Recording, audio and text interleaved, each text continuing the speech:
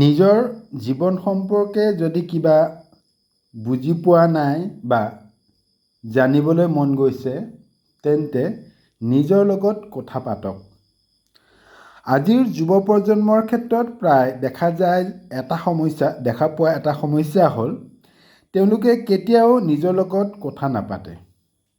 আনকি স্নাতক পৰ্যায়ত পঢ়ি থকা বহু শিক্ষাৰ্থীয়ে বুজিয়ে নাপায় যে নিজৰ লগত কথা পতা বা ইণ্টাৰপাৰ্চনেল কমিউনিকেশ্যন বা অন্তৰ্ব্যক্তিক যোগাযোগ বা সংযোগ মানেনো কি।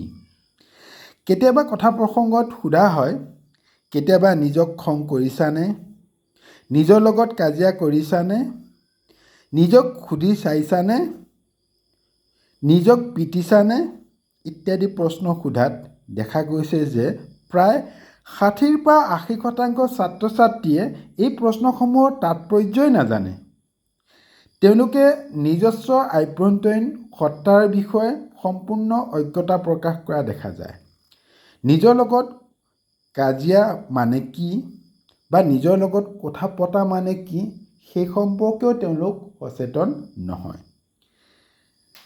এতিয়া প্ৰশ্ন হ'ল, এজন সচেতন ব্যক্তিৰ প্ৰথম শিক্ষক, প্ৰথম নিৰ্দেশক, পৰামৰ্শদাতা, পথ প্ৰদৰ্শক, অনুপ্ৰেৰক, অভিৰুচক, ব্যৱস্থাপক যিয়ে নকওক লাগিলে সৰ্বপ্ৰথম নিজে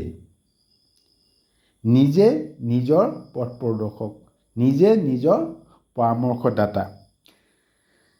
চেষ্টা কৰিলে, নিজক সুধিলে আমাৰ জীৱনৰ 99% সমস্যা নিজে সমাধান কৰিব পাৰি। এজন শিক্ষক, এজন নিৰ্দেশক বা পৰামৰ্শদাতাই আপোনাৰ বিষয়ে সিমান নাজানে যিমান আপুনি নিজৰ বিষয়ে জানে। যিহেতু এজন ব্যক্তিয়ে নিজে নিজৰ সকলো গুণাৱলী, দক্ষতা, প্ৰৱণতা বা প্ৰতিভাৰ বিষয়ে অৱগত আৰু লগতে তেওঁ নিজৰ দুৰ্বলতা, সমস্যা আৰু প্ৰত্যাহ্বানৰ বিষয়ে সম্পূৰ্ণৰূপে অৱগত বা জ্ঞাত। আমি যদি আমাৰ বাস্তৱ জীৱনত সন্মুখীন হোৱা বিভিন্ন সমস্যাৰ সমাধান বিচাৰি অন্যান্য ব্যক্তি বা উৎসৰ ওপৰত নিৰ্ভৰ কৰোঁ, তেতিয়া হয়তো আমাৰ সমস্যাৰ সমাধানৰ নিখুঁত সূত্ৰ আমি ক'তোৱে বিচাৰি নাপাম। কাৰণ এই পৃথিৱীৰ প্ৰতিজন ব্যক্তিৰ সমস্যাৰ প্ৰকৃতি ভিন ভিন। আজিকালি বেছিভাগ শিক্ষাৰ্থীয়ে ব্যক্তিগত জীৱনৰ সমস্যাৰ সমাধানৰ উপায় বিচাৰি বিভিন্ন সামাজিক মাধ্যমৰ আশ্ৰয় লয় আৰু বিভিন্ন ব্যক্তিৰ বিভ্ৰান্তিকৰ সমাধান সূত্ৰ শুনি নিজে বিভ্ৰান্তিকৰ হৈ পৰে। ল'ব লাগে, লওক। সামাজিক মাধ্যমৰ সহায় আমি ল'বই লাগিব, কাৰণ সেইটো সময়, পৰিৱেশ আৰু পৰিস্থিতিয়ে আমাক কৈছে আৰু সকলো তথ্য যিহেতু সামাজিক মাধ্যমত উপলব্ধ, গতিকে তাত কোনো বেয়া কথা নাই বা কোনো দ্বিমত নাই, কিয় নল'ব সেইটো কোনো নকয়। কিন্তু সামাজিক মাধ্যমৰ জৰিয়তে আপুনি আপোনাৰ সমস্যাৰ যদি সঠিক সমাধান বিচাৰিছে, সেইটো কিন্তু গছত গৰু উঠাৰ দৰেই। সামাজিক মাধ্যমৰ সহায় মাত্ৰ সমস্যাৰ প্ৰকৃতি সম্পৰ্কে ধাৰণা আয়ত্ব কৰিবৰ বাবেহে গ্ৰহণ কৰক, সমস্যা সমাধানৰ বাবে নহয়। আপোনাৰ সমস্যাৰ প্ৰকৃতি আৰু অন্যান্য ব্যক্তিৰ সমস্যাৰ প্ৰকৃতি একে হ'লেও এটা কথা মনত ৰাখিব, সমাধান সূত্ৰ কিন্তু ভিন ভিন। গতিকে কেৱল আপুনিহে আপোনাৰ সমস্যাৰ সমাধান কৰিব লাগিব। এতিয়া হয়তো আপোনাৰ মনত বিভিন্ন প্ৰশ্নৰ উদয় হ'ব পাৰে, যেনে মই যদি সকলো নিজৰ সমস্যা নিজে সমাধান কৰিব পাৰোঁ, তেন্তে মই বিদ্যালয়, মহাবিদ্যালয় বা বিশ্ববিদ্যালয়লৈ কিয় যাওঁ? সেইসমূহৰ শিক্ষকসকলে আমাক কি শিকায়? ইমানবোৰ সামাজিক মাধ্যম বা চেনেলবোৰ কিয়? ইমান নিৰ্দেশনা বা পৰামৰ্শদান সম্পৰ্কীয় কৰ্মশালা কিয় আয়োজন কৰা হয় ইত্যাদি। ঠিকেই, সেইসমূহ প্ৰশ্ন মনলৈ অহাটো একেবাৰে স্বাভাৱিক। যদিয়ে নাহে তেতিয়াহে অস্বাভাৱিকতাক সূচায়।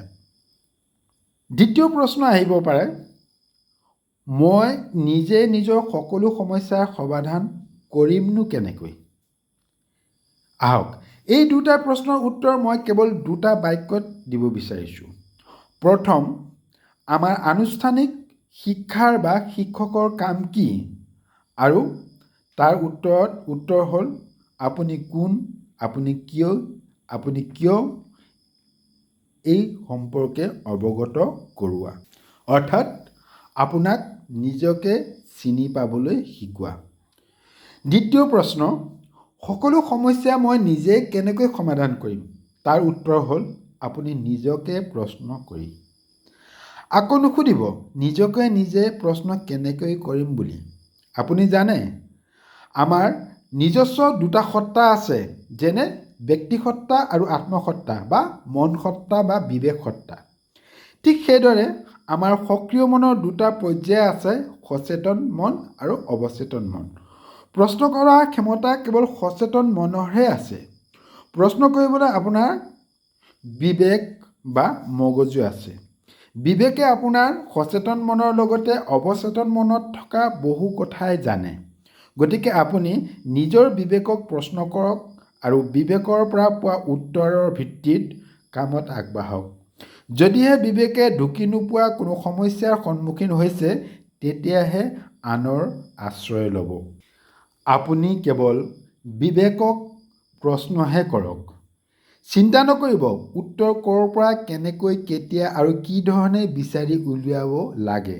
সেয়া বিবেকৰ কাম। বিবেকে অন্যান্য ব্যক্তি, সামাজিক মাধ্যম বা যিকোনো উপায়েৰে আপোনাৰ প্ৰশ্নৰ উত্তৰ দিব বা দিবই লাগিব। মনত ৰাখিব, এই প্ৰশ্নসমূহ কিন্তু আত্মধাৰণা বা চেল্ফ কনচেপ্ট, আকাংক্ষা বা ভৱিষ্যত জীৱনৰ লক্ষ্য বা এক্সপেক্টেশ্যন আৰু সংবোধন পাৰচেপশ্যন কেন্দ্ৰিক হ'ব লাগিব। ঠিক সেইদৰে প্ৰশ্ন কৰাৰ উপায় চিন্তাৰ ৰূপত হ'ব পাৰে, কথাৰ ৰূপত হ'ব পাৰে বা লিখিত ৰূপতো হ'ব পাৰে। কাল্পনিক নহ'ব। প্ৰশ্নসমূহ বাস্তৱভিত্তিক হ'ব লাগিব। 100% নিশ্চিত দি ক'ব পাৰোঁ যে আপোনাৰ 99% সমস্যাৰ সমাধান আপোনাৰ নিজৰ হাততে আছে। আপুনি কেৱল নিজক প্ৰশ্ন কৰক, নিজৰ লগত কথা পাতক আৰু নিজৰ বিবেকৰ জৰিয়তে প্ৰশ্নসমূহৰ উত্তৰ বিচাৰিবৰ কাৰণে আপুনি মনে বিবেকক কওক। দেখিব আপোনাৰ জীৱনত সন্মুখীন হোৱা প্ৰায় সকলো সমস্যাৰ সমাধান আপোনাৰ হাততে আছে। আশা কৰোঁ ইয়াৰ জৰিয়তে আপোনালোক কিঞ্চিতমান হ'লেও উপকৃত হ'ব। সকলোকে ধন্যবাদ জনাইছোঁ। সকলো কুশলে থাকক, মংগলে থাকক।